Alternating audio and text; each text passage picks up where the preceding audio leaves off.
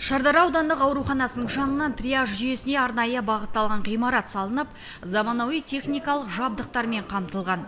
Жөндеу жаңарту жұмыстары аурухананың жеке қорынан және демеушілер есебінен қаржыландырылыпты.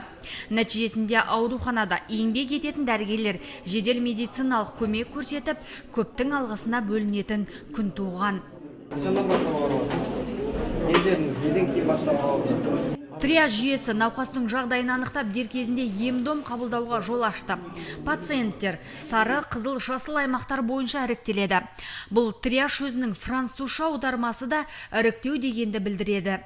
Науқасты төсек басынан қозғамай, науқасқа тиісті барлық дәрежедегі, жоғары дәрежедегі тексеру әдістерін, экспресс лабораториясын, медициналық құрал жабдықтармен қамтамасыз етілетін диагностикалық әдістерін, одан бөлек ем шараларын, қарқынды терапиясын, одан кейін мини шағын оталық көмек көрсететін жағдайлар болатын болса, ана жерде жабдықталған хирургия бөлмемізде көрсетіліп, науқастың жағдайын тұрақтандырып, әрі қарап тиісті еміне жіберуге осы жерде бізде үлкен мүмкіншілік бар. Жаңа жүйеге көшуге 5 миллион қаржы жұмсалған.